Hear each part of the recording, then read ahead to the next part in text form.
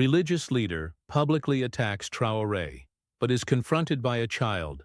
Imam Abdoulaye Sawadogo climbed to the pulpit of the Grand Mosque of Ouagadougou with deliberately slow steps. The imposing structure, funded by Saudi donors years before, was packed on this particularly important Friday. Among the faithful, several disguised journalists waited.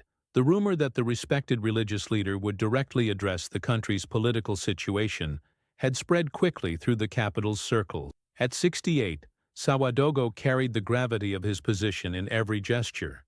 His austere face, framed by a meticulously trimmed white beard, had become a symbol of moral integrity in turbulent times. For decades, he had maintained a stance of political neutrality, focusing his sermons on matters of faith and morality. This decision to finally break the silence, therefore, carried extraordinary weight.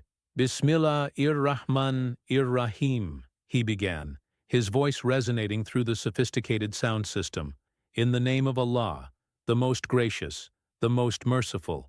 The congregation settled into reverent silence as the imam's penetrating gaze swept across the assembly. Among the hundreds present were senior military officers, business leaders, and community elders, a testimony to his influence that transcended religious boundaries in a country where approximately 60% of the population practiced Islam. Today, he continued after a carefully measured pause, I speak not only as your spiritual guide, but as a citizen concerned with the future of our beloved nation. A subtle tension rippled through the congregation. For months, Burkina Faso had been navigating turbulent waters under the leadership of Captain Ibrahim Traoré, who had taken power in a coup promising to restore security and territorial integrity against jihadist threats. His youth, just 34 years old, and dramatic shifts in international alliances had polarized national opinion. The Prophet Muhammad, peace be upon him, taught us that leadership is a sacred trust.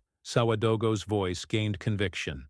Those who govern must do so with justice, wisdom, and humility. They must prioritize the welfare of the community above personal ambition or foreign influence. Without explicitly naming Traoré, the implication was unmistakable. The young leader's decision to expel French forces and forge new alliances with Russia had been particularly controversial. When a leader turns away from traditional friends to embrace new masters, we must question whether this serves the people or merely shifts the chains from one hand to another, Sawadogo declared, his words carefully chosen yet unmistakable in their criticism. The mosque remained silent, the tension palpable as the imam continued his unprecedented political commentary. Our nation stands at a crossroads. The scourge of terrorism that plagues our northern regions requires unity, not division. It demands wisdom, not impulsiveness. And above all, it calls for leaders guided by sacred principles,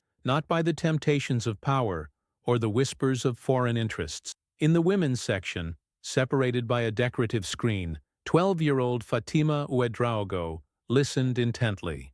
Unlike many children who fidgeted during lengthy sermons, she absorbed every word, her bright eyes reflecting an intelligence beyond her years. Orphaned by a terrorist attack in Dori 3 years earlier, she now lived with her grandmother in Ouagadougou. The political nature of the sermon captured her attention in a way that typical religious discussions rarely did. We have witnessed hasty decisions, Sawadogo continued, his criticism growing bolder. Military alliances formed without public consultation, economic agreements signed without transparency, the expulsion of forces that, whatever their faults, provided a bulwark against the terrorists who murder our brothers and sisters. Several military officers shifted uncomfortably in their seats. The imam had now crossed into explicit criticism of specific policies. I speak not from political motivation but from moral obligation, he asserted. When I see our young president turning to powers known for their self-interest rather than their benevolence, I must raise my voice in concern. Hasser. Finally naming Traoré directly, Sawadogo delivered his most pointed criticism. Captain Traoré's inexperience and ideological fervor risk leading our nation into deeper peril. His admiration for figures like Thomas Sankara must be tempered with the recognition that revolutionary zeal, without wisdom and inclusivity, can destroy what it seeks to save. Shot. As the sermon concluded and the congregation rose for prayer, journalists discreetly slipped away, their recorders filled with explosive content that would dominate headlines by evening. The imam's intervention represented a significant challenge to Traoré's authority from a moral voice many Burkinabé deeply respected. What no one could anticipate was how a child's simple act of devotion would soon dramatically reshape this emerging confrontation between religious authority and political power. By nightfall, Imam Sawadogo's sermon had ignited a political firestorm across Ouagadougou. Mobile phones buzzed with forwarded audio clips, news outlets published breathless analyses, and government officials huddled in emergency meetings. For a country already navigating complex security challenges and international pressures, this direct challenge from a respected religious leader added yet another layer of tension to an already volatile situation. At the presidential palace, Captain Ibrahim Traoré received the news with unexpected calmness. Seated in his modestly furnished office, a deliberate contrast to the opulence favored by prior leaders, the young president listened to the full recording without interruption, his expression unreadable. "Your response, Mr. President?" asked his communications director nervously. "The international press is already reporting this as a significant challenge to your authority. French media are particularly focused on the imam's criticism of our pivot away from Paris." Traoré remained silent for several moments, fingers steepled beneath his chin. A characteristic posture that his staff had learned meant he was deeply contemplating. At 34, his youthful appearance belied the weight of responsibility he carried, though fine lines of fatigue had begun etching themselves around his eyes in recent months. "Prepare no official response," he finally stated, surprising his assembled advisers. "The imam is entitled to his perspective. We do not silence criticism in this administration." His security chief leaned forward with evident concern. "Sir, with respect, saying nothing could be interpreted as weakness. Intelligence reports indicate potential opposition elements seeking to rally around the imam's moral authority." Traoré shook his head firmly. "Responding defensively would only elevate the criticism and create a public battle with a religious leader. That serves no one's interests, particularly when our focus must remain on the northern territories and the terrorist threat." The strategy was characteristic of Traoré's approach to governance, pragmatic, and focused on strategic priorities rather than reactive to each political provocation. Still, several advisers shifted uncomfortably, unconvinced by this restraint. "At minimum," suggested his chief of staff, "we should activate our supporters to counter the narrative on social media and in community discussion." Traoré considered this for a moment before conceding with a slight nod. "Organic responses from citizens are natural, but ensure our supporters focus on facts regarding our security improvements and economic initiatives, not personal attacks on the imam. We respect his position, even in disagreement." As the meeting adjourned, Traoré requested privacy, a sign his inner circle recognized as his need for personal reflection. Alone, he walked to the window overlooking the capital city, lights twinkling in the warm evening. The weight of leading a nation under siege from multiple threats, terrorism, poverty, international pressures, sometimes felt overwhelming, though he rarely allowed this vulnerability to show publicly. His thoughts drifted to Thomas Sankara, his personal hero and predecessor, whose revolutionary vision had been cut short by assassination. "What would you do, Thomas?" he whispered to himself. The charismatic former leader had also faced religious opposition during his brief tenure, though he had sometimes responded with the fiery rhetoric that defined his revolutionary approach. Traoré's contemplation was interrupted by a soft knock. His assistant entered with a folder marked urgent. "Sir, intelligence reports 3 new terrorist attacks near the Mali border. Civilian casualties reported." The president's expression hardened as he accepted the folder. The criticism from Ouagadougou's comfortable elite suddenly seemed distant compared to the life-and-death reality facing villages on the front lines of the insurgency. This was the context missing from the imam's sermon, the desperate security situation that had necessitated difficult decisions and new military partnerships. "Schedule an emergency Security Council meeting for 5 a.m., he instructed, "and arrange transport to visit the affected area tomorrow afternoon. Sir, Security protocols strongly advise against presidential visits to active conflict zones, his assistant reminded him anxiously. Noted, Traoré replied simply. His habit of visiting dangerous frontline areas, though causing his security team constant anxiety, had earned him significant respect among military ranks and affected communities. While the president refocused on the security crisis across Ouagadougou, Imam Sawadogo was also experiencing the aftermath of his public stance. His normally quiet residence near the Grand Mosque buzzed with activity as religious scholars, community leaders, and journalists sought audience. The imam received selected visitors in his modest reception room, elaborating on his concerns with the measured tone that had earned him respect across sectarian lines. "I spoke as conscience demanded," he explained to a delegation of fellow religious leaders. "When a nation faces existential threats, silence becomes complicity." Not all his visitors supported his position, however. A senior military officer, speaking privately, warned, "The situation in the north is more dire than civilians understand. The previous security arrangements were failing. The president's actions, whatever their diplomatic costs, have provided our forces with needed capabilities." Morning arrived with the news of terrorist attacks dominating headlines, temporarily overshadowing the religious-political confrontation. However, by midday, focus shifted back to an unexpected development. President Traoré had announced a public forum at the Palace of Culture, inviting citizens to an open discussion about national security strategy and international partnerships. Most surprisingly, Imam Sawadogo had been personally invited to attend and speak.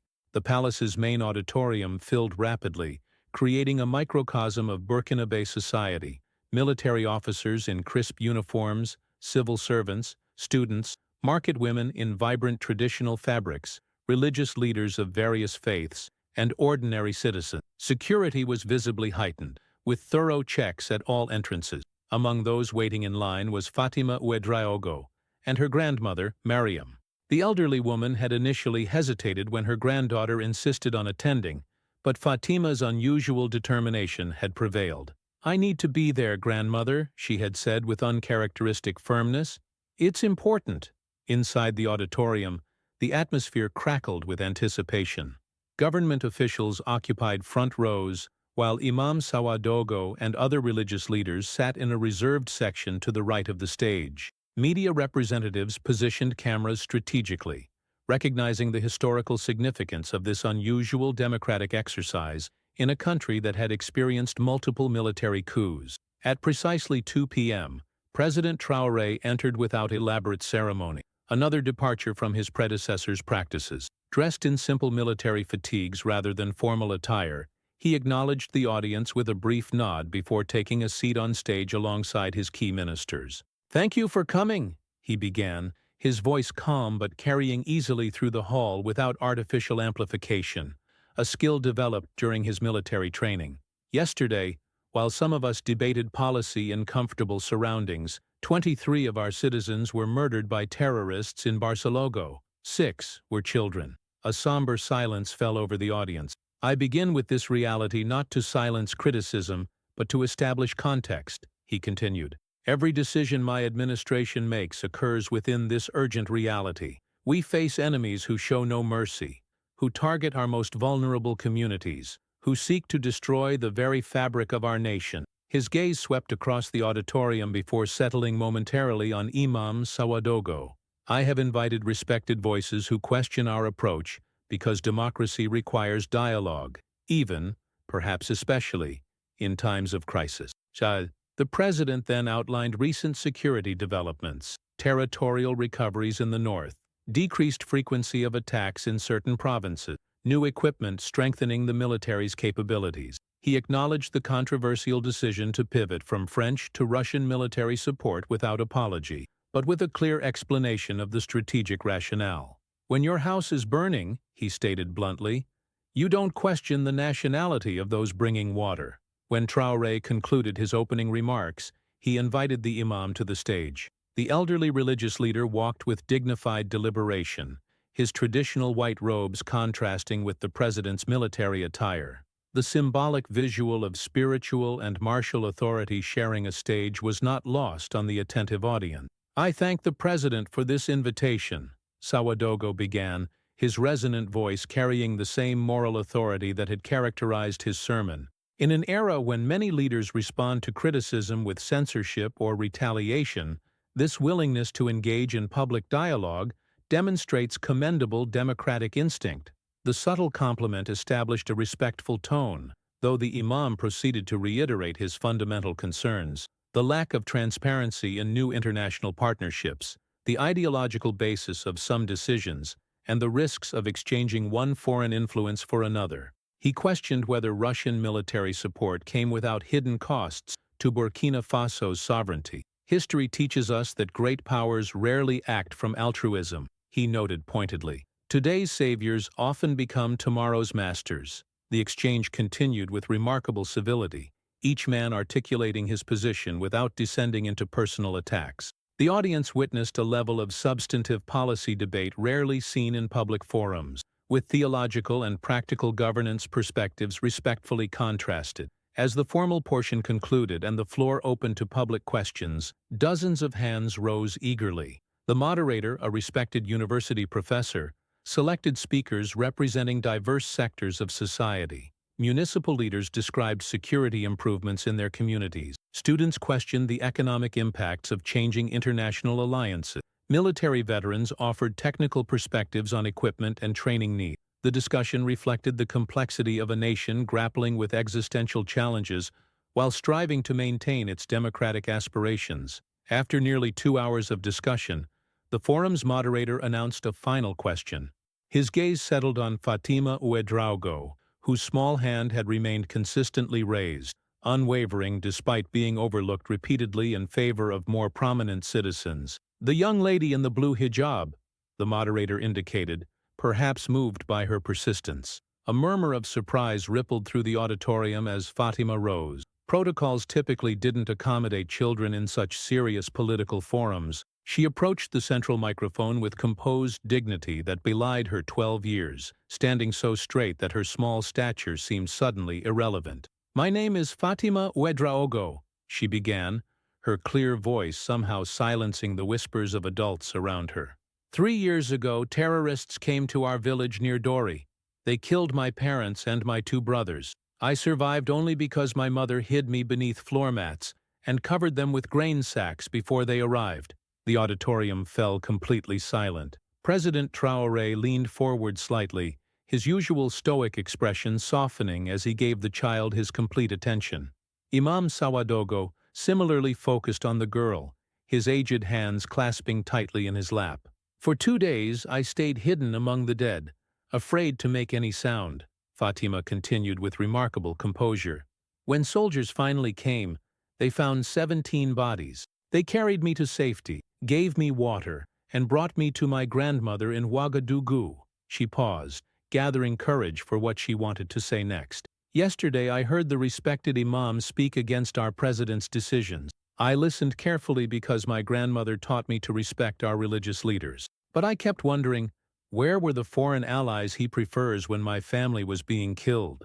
The question hung in the air, more powerful for coming from a child who had experienced the conflict's brutality directly, rather than debating it theoretically. "I have no education in politics or international relations," she acknowledged with disarming honesty. "But I know that before our current president, the attacks kept spreading. More families like mine were being destroyed. The people who were supposed to protect us weren't stopping the killings." Fatima turned slightly to address Imam Sawadogo directly. "Respected Imam, I pray 5 times daily as you have taught our community. But after my prayers, I still have questions. If the old allies couldn't save families like mine after years of trying, why shouldn't our president look for new partners who might help? Isn't protecting lives the first duty before all other concerns?" The simplicity and moral clarity of her question created a moment of profound reflection. The technical and ideological arguments that had dominated the forum suddenly seemed abstract compared to this child's experience of the conflict's human reality. The imam appeared visibly moved. He glanced at President Traoré, then back to Fatima, clearly recalibrating his response to address both the political leader and the orphaned child. "You speak with wisdom beyond your years, daughter," he finally said, his voice gentler than in previous statements. Your question cuts to the heart of our most difficult national challenge. Indeed, protecting innocent lives must be our foremost priority. He paused, seemingly struggling with how to reconcile his principled concerns with the lived experience Fatima represented. My criticisms come from caution about long-term consequences, not opposition to immediate protection. Perhaps in focusing on distant risks, I have not adequately acknowledged the urgent dangers facing our communities today. President Traoré, recognizing the significance of this moment, rose from his seat. Rather than approaching the podium, he walked directly to where Fatima stood and knelt to meet her at eye level, a gesture of respect that seemed to surprise even his closest advisors. Thank you for your courage, not just today but every day since the tragedy you endured, he said, speaking directly to her rather than performing for the audience. Your question reminds all of us, myself included, why these difficult decisions matter beyond politics. They matter because real lives depend on getting this right. Standing again, Traoré addressed the full auditorium. This young woman has lost more to terrorism than most of us can imagine. Yet she stands here asking not for revenge, but for understanding. If we cannot protect children like Fatima, then all our political theories mean nothing.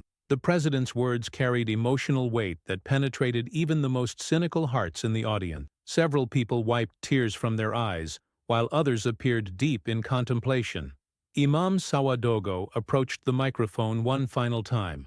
I ask forgiveness from this child, and from all who have suffered while I spoke safely from my pulpit about abstract principles. The Prophet taught us that protecting the innocent is the highest calling. Perhaps it is time for religious leaders to support those who bear the burden of this protection, even when their methods challenge our comfort. The image captured by photojournalists, the young president kneeling to address a child survivor, while the elderly imam looked on with evident emotion, appeared on front pages worldwide the following day.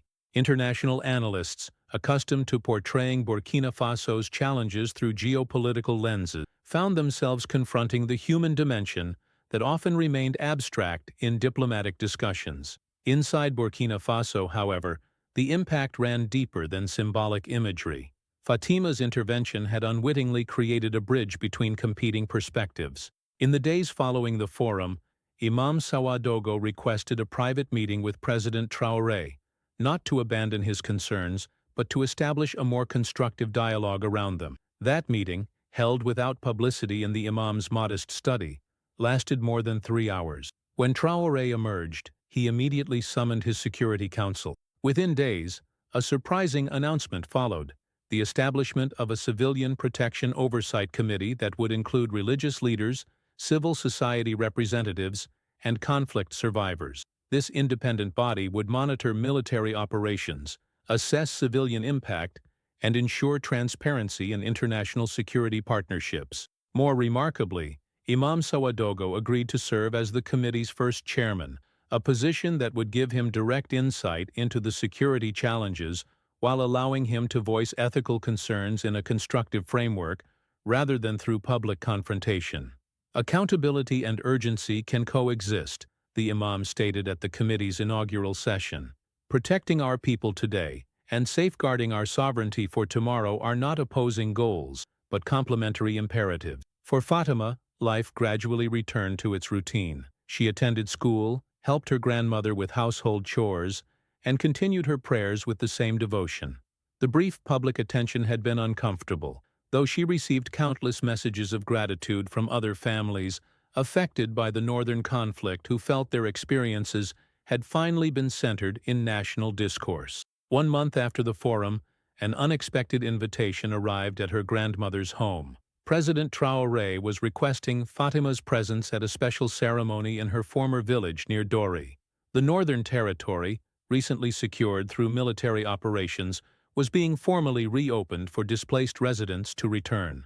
When Fatima and her grandmother arrived under military escort, they found the village transformed. Where destruction had reigned, new construction stood.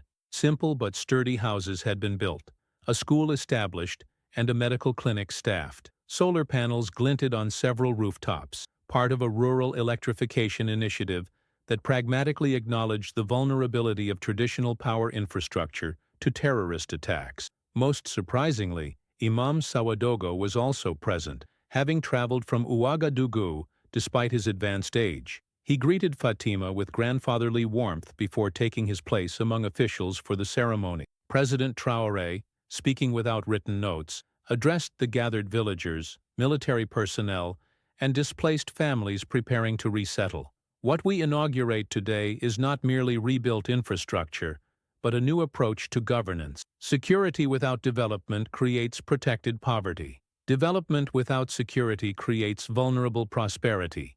We must deliver both simultaneously. He turned to where Fatima stood with her grandmother. 3 years ago, this village lost its future when terrorists targeted its children.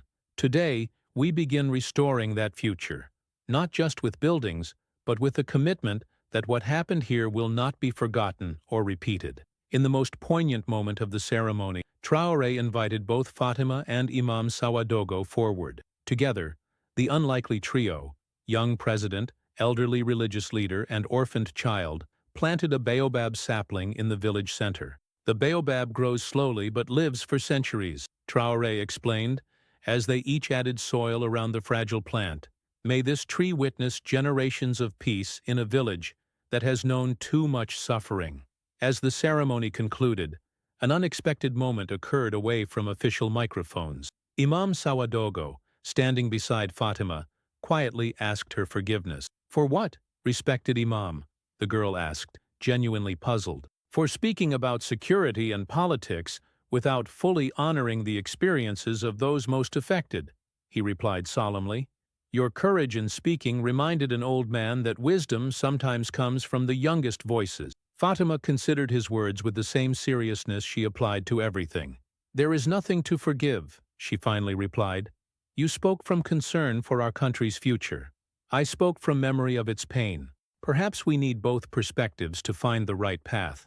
The wisdom in her response left the elderly religious leader momentarily speechless. After a thoughtful pause, he asked, "Do you still pray 5 times daily as I taught?" "Yes," she answered simply. "But now I add something extra." "And what is that, child?" "After each prayer, I ask Allah to give wisdom to both you and President Traoré," she explained. "Because if our religious leaders and political leaders can work together despite their differences, perhaps there is hope for our country after all." As they rejoined the main ceremony, few observers could have predicted that this unlikely connection between a religious leader, a military president, and a child survivor would fundamentally reshape Burkina Faso's approach to its existential challenges. The Dori model of combined security, development, and civilian oversight would eventually be implemented across northern territories, creating a pragmatic template that prioritized practical outcomes over ideological purity. For Fatima, the most significant change was deeply personal. 2 years later, she would return to live in her reconstructed village, attending a new school built as part of the rehabilitation program. There, alongside other children who had similarly survived the conflict's darkest days, she would receive an education focused not just on academic subjects, but on healing community wounds and building resilient futures. The baobab sapling they had planted, though still small, had taken firm root, much like the fragile hope beginning to grow in a region that had almost surrendered to despair.